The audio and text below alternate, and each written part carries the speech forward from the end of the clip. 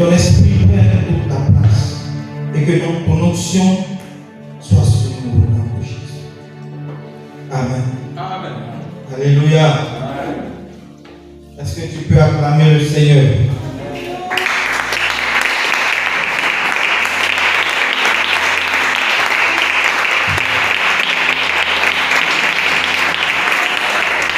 Est-ce que tu peux acclamer le Père? Est-ce que tu peux rendre grâce à Dieu par l'acclamation?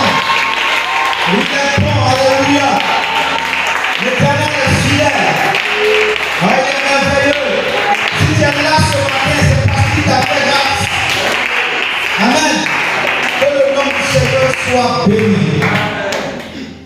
Que Dieu bénisse votre présence. Veuillez vous asseoir. Que Dieu donc nous conduise ce matin. Bien-aimés, comme nous l'avons dit, nous abordons un autre trimestre. Et ce trimestre sera marqué par un thème très important, je dirais même un thème capital. Qui est quoi? Comment? La mission chrétienne. Alléluia. Est-ce que tu penses que tu es un missionnaire? Frère, qui pense qu'il est un missionnaire ce matin? Amen. Si tu penses que tu es missionnaire, lève simplement la main. Alléluia. Tu es sûr que tu es missionnaire.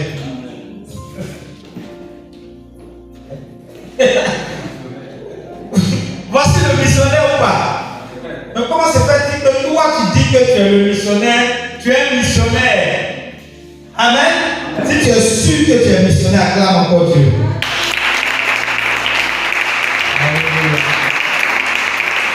Et donc un missionnaire, c'est qui?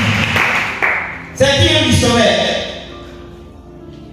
Mais un missionnaire, bien évidemment, c'est quelqu'un à qui on a confié une mission. On lui a confié une mission à accomplir. Donc il y a celui qui confie et il y a celui à qui on confie. Mais on ne va pas s'arrêter là. Il y a aussi ce qu'on a confié. Quelle est la mission? Oui. Donc il parle de mission. Doit pouvoir cerner toutes ces choses. Donc la première des choses, qui donne la mission, à qui et quelle est la mission? Parce que si tu ne connais pas la mission, comment est-ce que tu peux accomplir la mission? Quand un gradé de l'armée appelle ses éléments et puis dit: voici telle mission que je vous confie dans telle localité. Voici ce que vous devez faire. Et en fait, il fait quoi? Il y a ce qu'on appelle quoi? L'ordre de mission. L'ordre de mission. Avec les mesures d'accompagnement. On donne aussi ce qu'il faut pour aller accomplir cette mission. Donc, quand on envoie quelqu'un, on lui donne aussi les moyens, n'est-ce pas, pour pouvoir accomplir la mission. Parce que cette personne doit rendre compte à la fin de la mission. Est-ce que tu sais? Donc c'est tellement important. Il y a tellement de choses autour de ce thème. Donc chacun doit connaître ces différentes parties. Chacun doit prendre conscience de ces compartiments-là, de ces choses qui sont liées à la mission chrétienne. Il y a tellement de missions qu'on confie aux gens, n'est-ce pas? Oui, tout à l'heure, je dis au frère Daro, va à Zougoube, va, tu payes poisson, puis à Dessavo, paye poisson, tel prix, pour me ramener. C'est une mission, je donne la mission. Il a compris la mission. Mais on est ici, le thème est clair, est précis. La mission chrétienne. Donc ici, il s'agit d'une mission, mais une mission qui est confiée à qui? Aux chrétiens. Aux chrétiens. Donc nous allons parler de la mission chrétienne. C'est maintenant qu'on va aborder le sujet de la mission. Parce que l'objectif, c'est que chacun de nous s'approprie cette mission. Si tu sais que cette mission te concerne, si tu penses bien que cette mission t'a aussi été donnée, alors tu dois commencer à l'accomplir. Est-ce qu'on se comprend? Donc nous allons lire un texte. Ça, tout le monde connaît ce texte. Matthieu 28. Partie du verset 19. Voici comment commence ce verset. Il dit quoi? Allez. C'est là où aller là. Ça implique quoi? C'est quelque chose, un ordre, un impératif.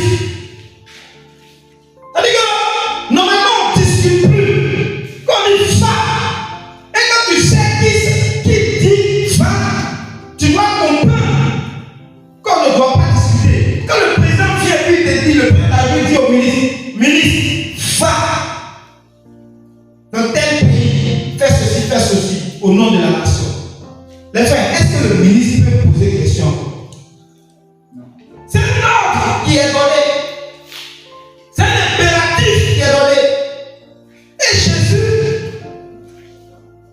il était avec ses disciples. Et donc,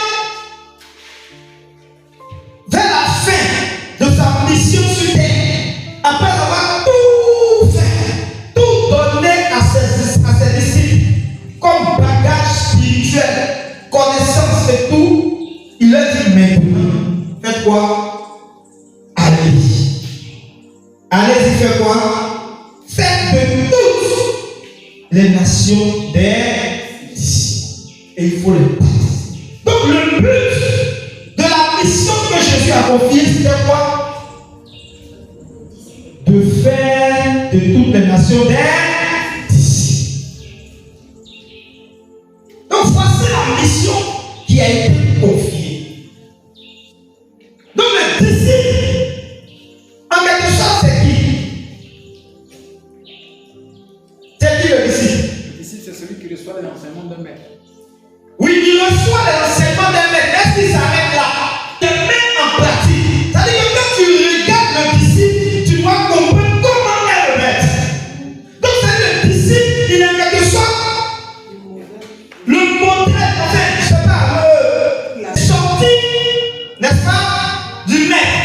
Il sort du maître. Quand il va faire une action, c'est ce que ton maître a appris. C'est-à-dire que déjà on l'identifie à son maître. Donc la mission qui a été confiée, est-ce que cette mission-là s'arrête seulement à une seule étape? Parce que tu peux aller trouver des personnes, tu peux rencontrer des personnes, leur prêcher la parole et les laisser. Alléluia. Est-ce que c'est là que s'arrête la mission? Je ne sais pas si on me comprend. Aujourd'hui, on va essayer de parler en général de cette mission, de quoi il s'agit. Donc on va faire une ouverture sur la mission. Est-ce qu'il faut seulement aller parler? Tu as parlé de chaîne, tu es sûr de parler. Et puis tu as accompli la mission. Mais la mission va jusqu'à faire de ces personnes quoi? Des disciples. Des personnes qui sont capables à marcher seules, sans quelqu'un à côté pour lui montrer encore autre chose. C'est pas ce qu'on se comprend. Voilà, un disciple, c'est quelqu'un qui fait ce que son maître fait, qui obéit. Il y a donc qui a écouté les enseignements, qui a assimilé et qui est mis en pratique. C'est-à-dire que si le maître n'est pas là, lui peut gérer. Ou bien, c'est ça. On ne va pas aller en profondeur par rapport aux disciples, mais on va vraiment parler du terme général. Alléluia. Marc 16, 15, 16. Donc il a dit simplement dans Matthieu, il dit quoi? Allez, faites de toutes les nations des disciples. Mais comment on fait ses disciples. Dans Matthieu, ce n'est pas précisé. Frère, Marc 16. Donc Marc va nous dire quoi? Et le même aller dans Matthieu, c'est le même aller qui est là. Et ici, il précise, il vous dit quoi? Marc précise, va dire quoi? Celui qui croit. Il dit d'aller faire quoi? Et prêcher la bonne nouvelle. Il y a une bonne nouvelle qui doit être prêchée. Et c'est cette bonne nouvelle-là qui est la mission. C'est par cette bonne nouvelle qu'on peut accomplir la mission. La création. Celui qui croira Celui qui croira et qui sera baptisé sera sauvé. Sera sauvé. Alléluia. Donc les frères, vous voyez, ici il est dit, il est précisé d'aller et de prêcher la bonne nouvelle. Donc il y a un message qui doit être prêché, qui s'appelle comment? La bonne nouvelle. Donc c'est cette bonne nouvelle-là qui doit être annoncée. Et c'est l'ordre qui a été donné. L'ordre a été donné pour qu'on parle prêcher la bonne nouvelle à toute la création. Et celui qui croira, qui se fera baptiser, lui sera comment? Il sera sauvé. Maintenant, il y a celui qui ne va pas croire. Ou bien, lui sera condamné. Donc déjà, c'est toi, tu sais que tu es missionnaire, il faut que tu le saches, que tu aies déjà ça à l'esprit. Il y a un groupe qui va croire en ton message, et il y a un groupe qui ne va pas croire ce message. Alléluia. Pourquoi il faut que tu le saches? Parce que souvent quand on va à l'évangélisation, on prêche, on ne gagne pas d'âme, tu te décourages. Mais est-ce que tu sais qu'il y a des gens qui ne vont pas croire? Il faut que tu le saches. Amen. Il faut que tu le saches. Il faut réaliser que là où tu vas là, ce n'est pas à tous les coups que tu vas prier. Il y aura des moments où les personnes vont comprendre, vont accepter. Et il y aura des moments aussi où les personnes ne vont pas accepter. Donc voici ça, voici la mission. Il s'agit de prêcher la bonne nouvelle. Maintenant, frère, pose la question. Est-ce que tu penses que ce ordre-là t'a été donné? Est-ce que tu étais là quand on donnait? Est-ce que tu étais là? Qui pense que ça le concerne?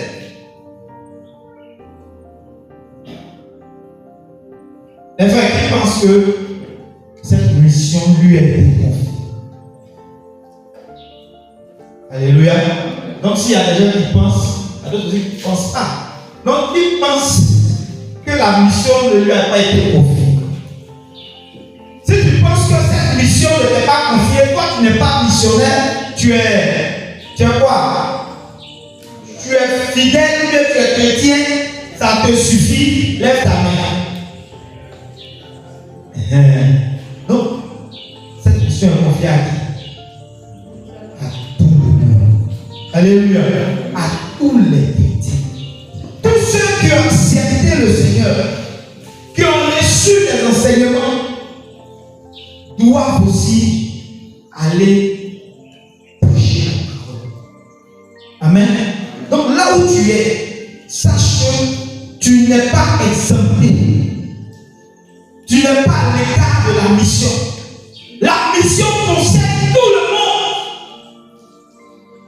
Tous les fils de Dieu sont des missionnaires sur la terre.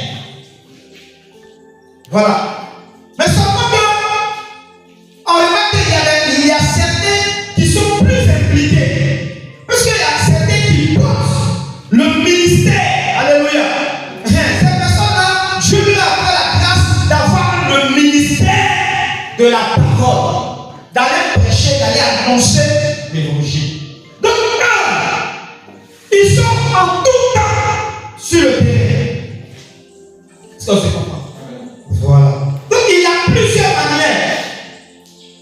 C'est pourquoi tout le monde n'ira pas dans les pleins airs pour crier, pour prêcher la bonne nouvelle. Non. Il y a des gens à qui Dieu a fait cette grâce. Dieu leur a donné une onction pour cela. Et il y a des ministres, il y a des apôtres, il y a des prophètes, il y a qui encore? Il y a des évangélistes. Oui, les docteurs qui enseignent aussi. Donc vous comprenez? Mais toi, de là où tu es, quelle que soit ta position, tu as ta part dans la mission. Amen. Que tu sois un homme ou une femme, tu as ta part dans la mission. Est-ce que tu sais ça?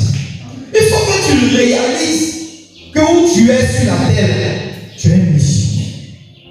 Tu as un rôle à jouer dans l'affaire de Dieu. Tu as ta part à faire dans l'affaire d'évangélisation. Tu dois être une personne fertile. Tu dois procréer. Tu dois te dupliquer. Devant toi, les gens doivent venir aussi. Amen. La mission t'est confiée. La mission t'est confiée. Donc, comme je le disais, Jésus a réuni ses disciples, ses apôtres, et puis leur a dit ça. Mais quand on regarde l'histoire, on se rend compte qu'il y a des personnes même qui n'étaient même pas là quand Jésus leur donnait ce corps, mais qui ont pris cette mission à cœur. Amen. Ou bien, on va lire. Pour te dire que ce n'est pas parce que tu n'étais pas là que tu n'es pas concédé. Tu es concédé. Dès l'instant où tu as dit oui à Jésus, tu es concédé. 1 Corinthiens 9, 16. Il dit si j'annonce l'évangile, Ce n'est pas pour moi un sujet de gloire. ce n'est pas pour moi un sujet de gloire. La nécessité m'en est imposée. Et malheur à moi. Et il dit, il va plus loin. Il dit malheur à lui. C'est-à-dire que lui, Paul, il dit, c'est une nécessité pour lui. Il ressent au fond de lui un besoin, un désir, une obligation d'aller annoncer l'évangile, d'aller prêcher la parole. Malgré qu'il n'était pas là quand l'ordre a été donné, mais il a compris qu'il était temps, il était nécessaire. Il fallait qu'il annonce l'évangile. Pourquoi? Pourquoi, selon vous?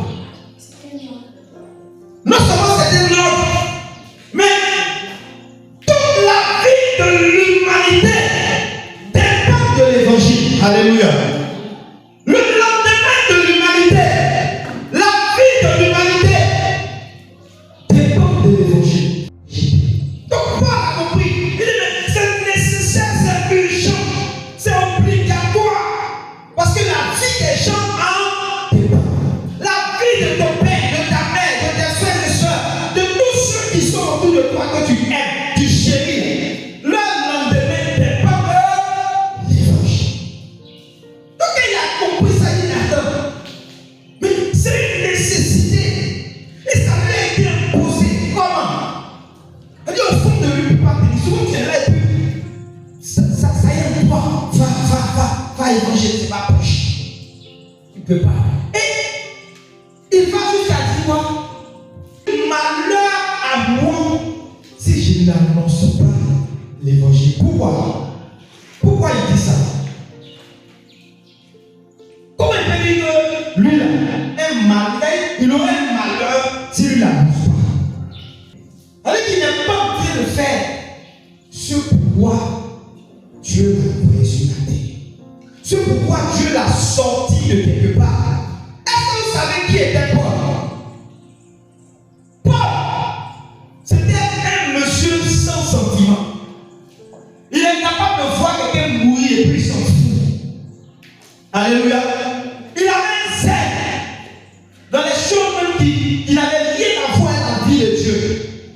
Il pensait être sur le droit chemin et il se donnait à fond dedans jusqu'à ce qu'un jour il comprenne. Alléluia. Il comprenne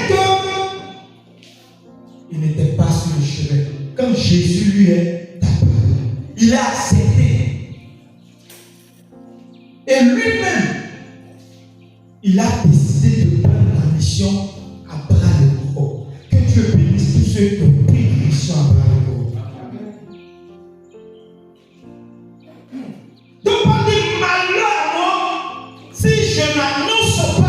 l'évangile. Frère, il serait malheureux. Tu ne peux pas être en joie, en paix. Si tu as une bonne chose en toi que tu ne peux pas communiquer, si tu as encore quelque chose que tu estimes être bon, merveilleux, vital, capital pour tout homme, et tu n'es pas capable d'en parler, tu n'es pas capable de le partager, tu es malheureux. Alléluia. Mais effectivement, il ne peut pas être heureux d'avoir lui seul. Ce voilà, il y a un adage qui dit quoi? Nul n'a le droit, c'est une loi, je ne sais pas quoi. Nul n'a le droit d'être heureux seul. Si tu penses que le produit que tu as est bon, qu'est-ce que tu fais? Tu en parles, tu le vends pour que les autres en achètent. Mais toi-même, on dirait que tu doutes de ton produit. On dirait que tu n'es pas sûr de ton affaire. On dirait que toi-même, tu ne crois pas. Un missionnaire, c'est quelqu'un qui croit. C'est quelqu'un qui a cru d'abord lui-même. Il a accepté, il est sûr. Il a tout, il a fait à gauche à droite. Et il a compris que c'est ça là qui est fait. Donc quand tu as ça, il y a un zèle qui doit monter pour nous.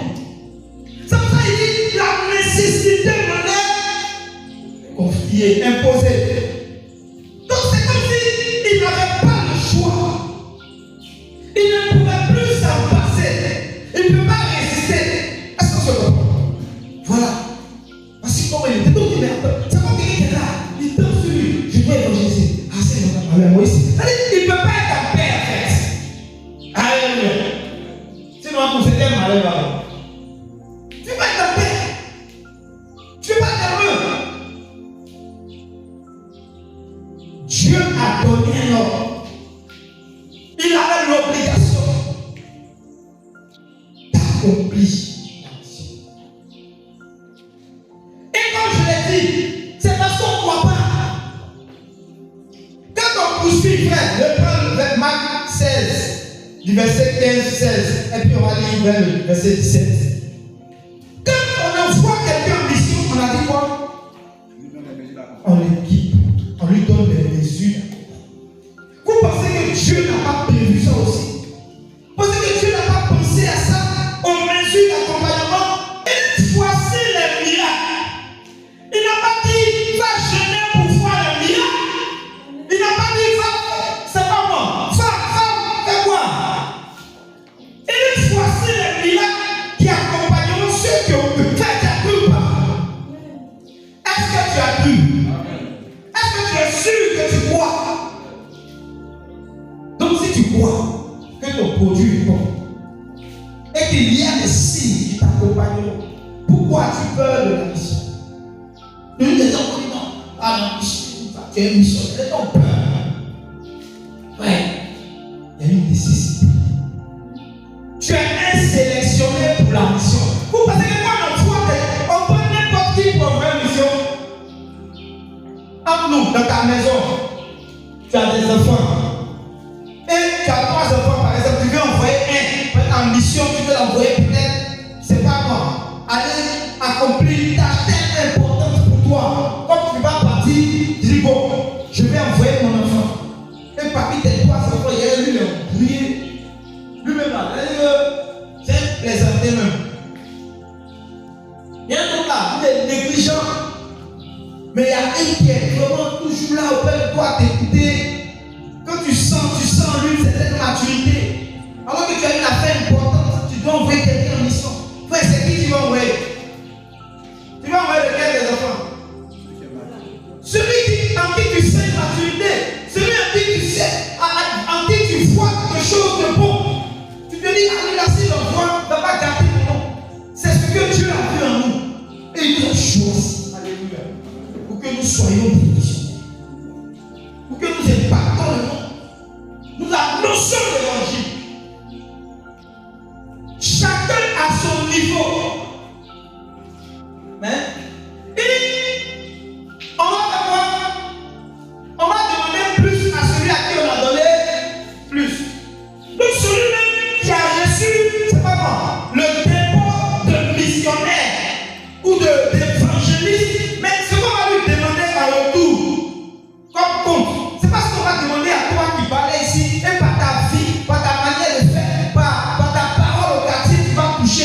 Alléluia. Mais oui, néanmoins, tu auras aussi un compte à rendre.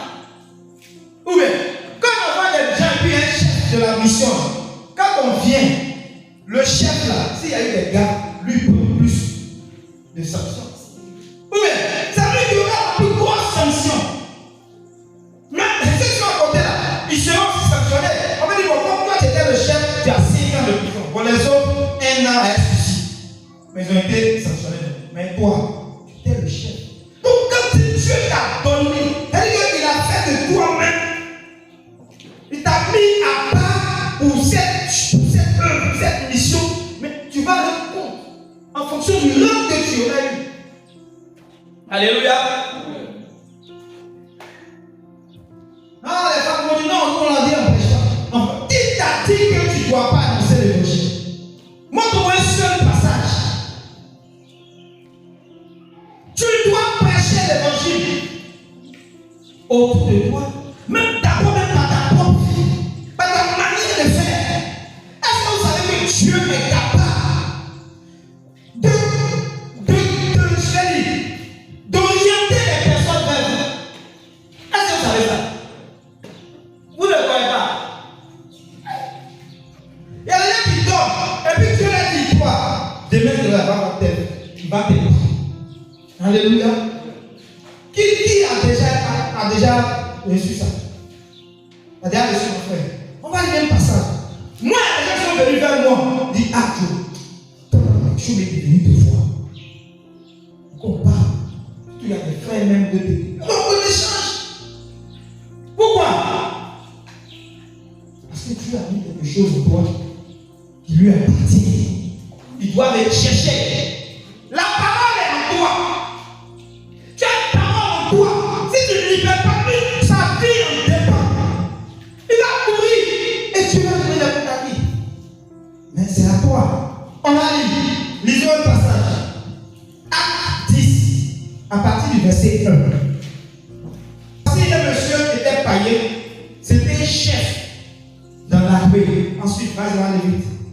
Cet homme était pieux et craignait Dieu avec toute sa maison. Il avait de bonnes œuvres. Il était pieux, il respectait les choses de Dieu.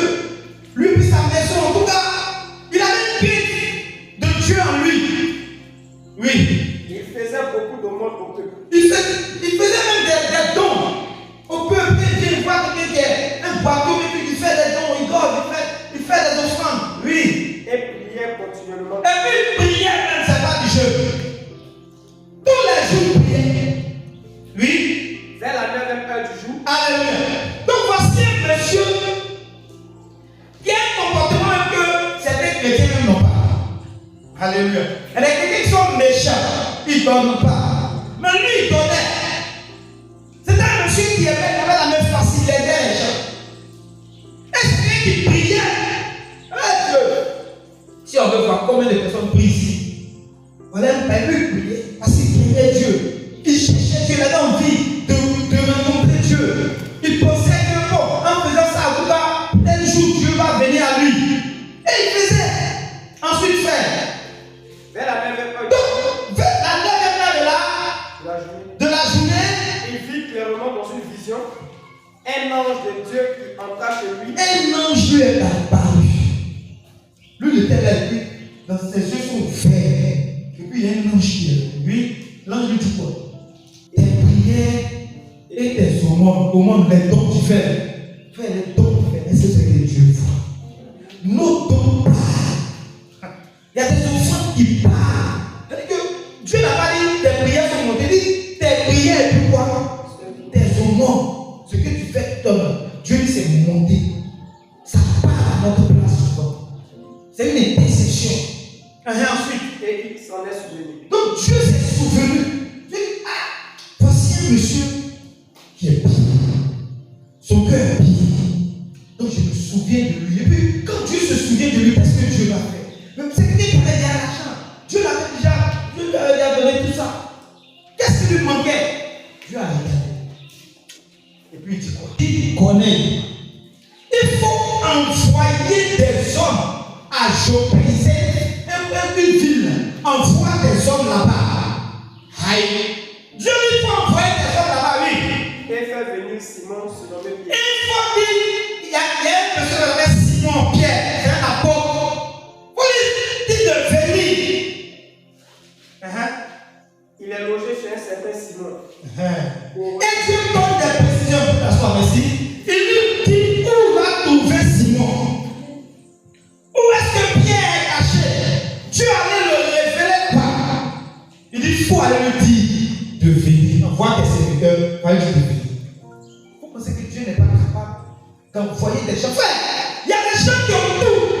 On les voit, ils ont l'argent, ils sont bien, ils ont tout. Mais ils ont un problème. Ils ne savent pas où rencontrer Dieu. Ils cherchent Dieu. Tu la vois, tu as peur. Est-ce que si tu allais lui prêcher la parole là, parce qu'il a l'argent, il ne faut pas regarder ça. Alléluia. Tu penses que Corneille était pauvre? Non. Corneille avait l'argent. Il avait un statut. Il était reconnu dans la société. Souvent, nos directeurs, nos patrons, mais ils sont rien. Alléluia. Corneille a besoin de quelque chose. Il avait besoin d'une parole qui allait changer radicalement sa vie. Il cherchait par les hommes, il cherchait par la prière, mais il manquait la parole. Et Dieu se révèle. Dieu dit. Envoie des gars. Pourquoi Dieu n'a pas dit à l'homme de venir? Alléluia. Il envoie des gars. Pendant ce temps, Dieu prépare le serviteur. Alléluia. Il le prépare. Parce qu'en ce temps-là, il n'était pas permis à un juif d'aller parler à un païen. Alléluia. Donc Dieu prépare le serviteur. Mais frère, toi-même, est-ce que le jour Dieu se révèle à quelqu'un quelque part là-bas, et puis on vient te chercher, est-ce que tu vas pas regarde-toi bien. Dis bon, peut-être il y a le ministre où est comment il est arrivé, il dort, et puis Dieu envoie un ange, il parle. Et puis il dit, envoie des gars du corps à chercher la soeur en le gars. Va l'appeler. Elle va te parler.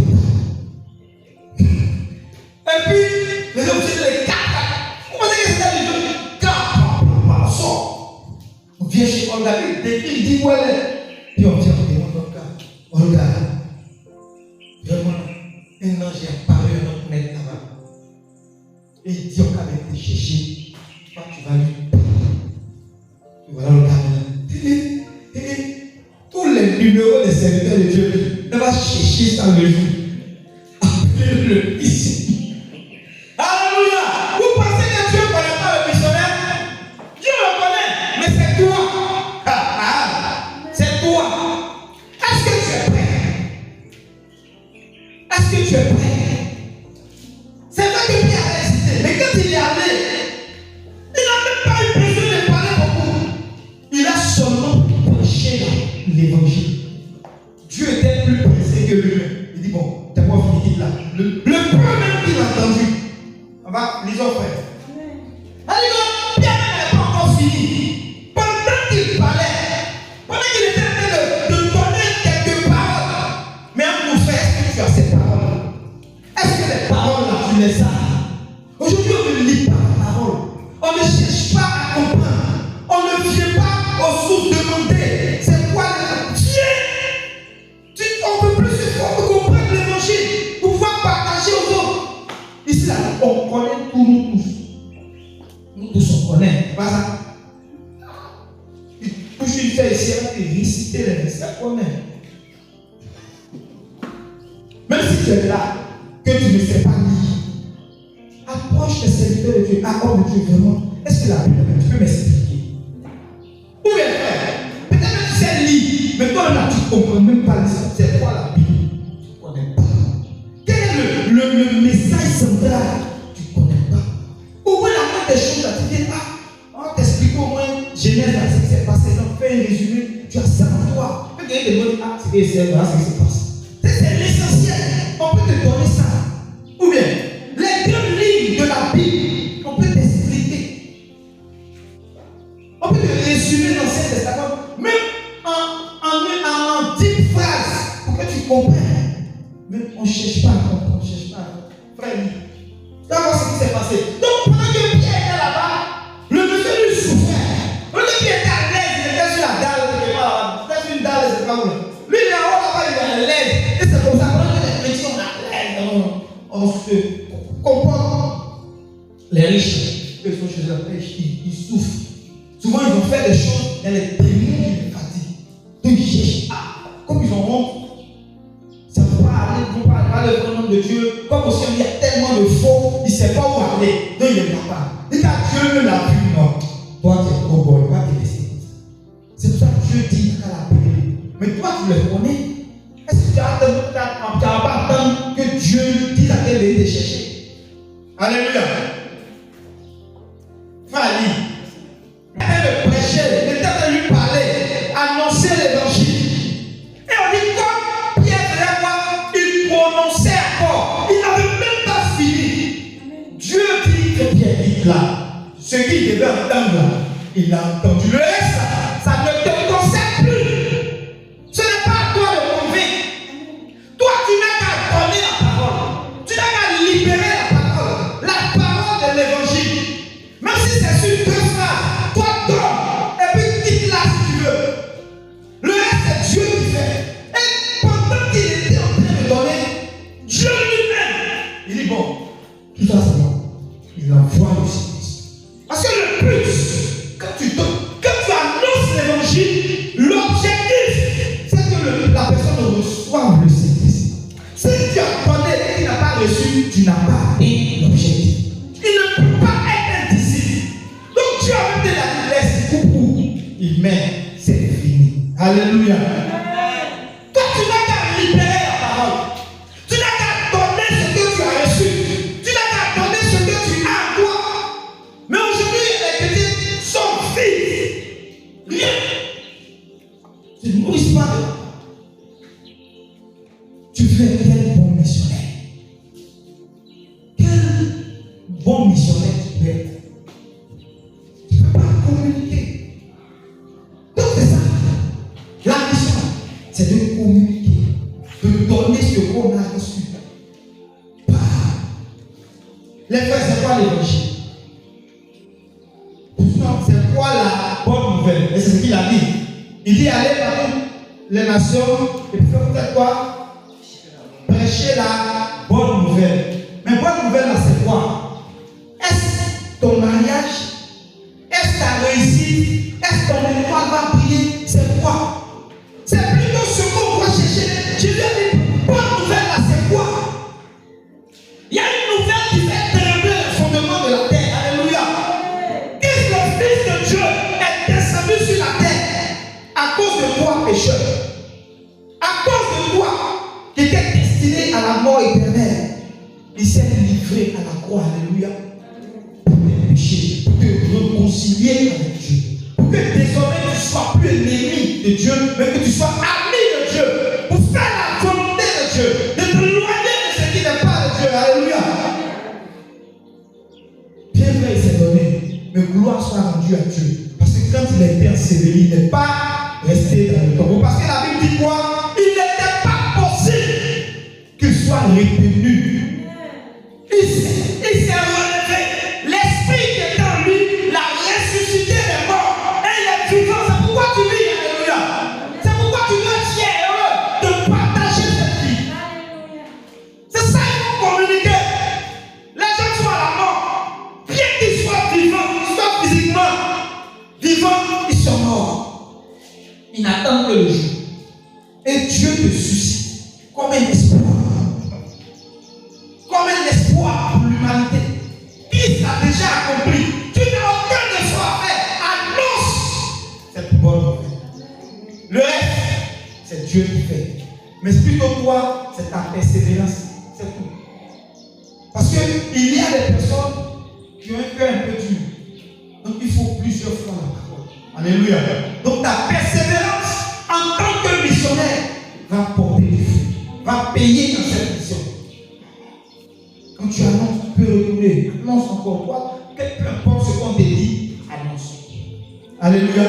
Tu vas là-bas, il y a un problème. Des miracles accompagnants. Tu peux pas. Alors, ou bien mais nous sommes vides. C'est le temps d'être équipés. Dieu a déjà fait, mais nous-mêmes, on a besoin même d'aller à la source.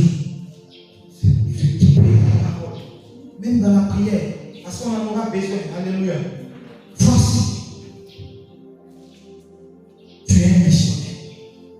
Et c'est ce qui t'attend. Allez dans le monde. Allez vers les amis, les frères, les collègues, tous. Tu peux être corps à corps. Tu cours un petit poteau et lui prêche l'évangile. Lui annonce la parole. C'est quelle parole? C'est la petite parole. Il ne faut pas fabriquer pour toi. Jésus n'est pas venu pour que lui, les sorciers ne l'attaquent pas. Non. Jésus n'est pas venu pour que lui il se marie, pour qu'il soit riche. Non. C'est pour qu'il sorte de l'enfer. Alléluia. Qu'il soit sauvé. Dis-lui ça simplement. S'il accepte, quel sorcier va de la vie? Je viens du village, j'étais là-bas, lui allons. Il dit non, on avait parlé dans tel village, mais là-bas, ils sont tellement sorciers qu'ils ont coupé. Il dit bon, accompagne-moi là-bas. Il dit non, il a dit. Il dit bon, c'est pas grave, c'est parce que moi-même là, aujourd'hui, là, il y a là les sables les parents. Donc ils ont coupé les gens quand ils sont sorciers. Mais ici, c'est pas mal. Il a peur. Parce qu'il n'a pas. Comme on a dit, non. Moi, je ne peux pas avoir peur. Il dit. Donc vous voyez, et les gens sont là, ils souffrent. Ils cherchaient premièrement le royaume. À qui est le royaume? Tout le reste là. Tu vas voir quel sorcier va venir. Il va passer où? Jésus est en toi. Celui qui est en toi est plus grand que lui. Alléluia. Frère, est-ce que tu penses que tu es un missionnaire? Est-ce que tu sens la nécessité? Est-ce que la nécessité monte en toi? Il y a besoin. La Bible dit que le ciel est la lumière du monde. Le ciel de la terre, la lumière du monde. Frère, le monde est dans le noir. Le monde manque de saveur. Et tu as cet espoir que tu as suscité pour le monde. Les gens souffrent en secret. Dis Seigneur, révèle-les. Quand tu as parti, quand tu vas te révéler, tu vas révéler. Frère, il y a longtemps. Tu étais où? La Bible dit que c'est l'humanité tout entière qui attend quoi? La révélation. Alléluia. De qui? Les fils de Dieu. Il ne faut pas quitter ailleurs. C'est nous. Peut-être que pas de parler. C'est moi. C'est nous. Alléluia. C'est pas qu'on s'est révélé notre frère là-dessus. Mais actuellement, même l'humanité t'attend. Il faut que tu te révèles par la parole que tu as. C'est ta parole que les gens attendent. Pas Dieu fait le reste. Mes frères, n'ayons plus peur. Je sais que c'est la honte, mais surtout la honte. Mais je dis à l'église, si tu as honte de moi sur la tête devant les hommes, j'aurai honte de toi. Commence à enlever la honte. Va enlever honte là. Sinon, il va avoir honte de toi. Alléluia. C'est ça qui fait avec la peur, la honte. Ouais. Maintenant, tu sais que c'est pas bon. Quand tu as fait, toi. Toi. Ça va là? Les frères, nous sommes des missionnaires. Dieu nous a confié une tâche. C'est vrai que tu ne peux pas descendre. Il dit que tu peux le voir. Et puis il va vivre. Si Dieu descend pour dire, je suis Dieu, venez dans nous tous. Finalement, il sauve qui? Donc c'est nous. C'est petit, comme notre lumière là. C'est en nous. Or lui, sa lumière là, c'est-à-dire que même la lumière même ne peut pas tenir devant sa lumière. Alléluia. Donc notre lumière en nous. Et donc on doit donner, on doit lever pour donner. Mais si ça sort aussi, c'est pas évident. Ou bien, donc c'est pour ça qu'il a caché ça en nous. Et puis voilà. Le jour que c'est à révéler là, c'est fini. Qui sent qu'il doit annoncer. Qui sent qu'autour de lui, il doit communiquer. Frère, va parler seulement. Ce qui est intéressant, Dieu a rattaché une bénédiction à ça.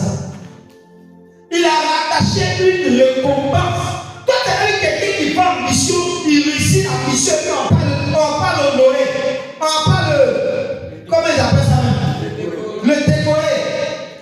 pas possible. Si les hommes font ça, et Dieu, un missionnaire qui va plus tard, là il vient, puis tout le monde le regarde. Oh, il a gagné. Ouh, les anges, et puis tu vas pas te dire. C'est envoyé les méchants. Donc, c'est Dieu qui nous envoie. Nous envoie avec nous. C'est nous les missionnaires pour annoncer l'évangile de Jésus. Dire oui à Jésus.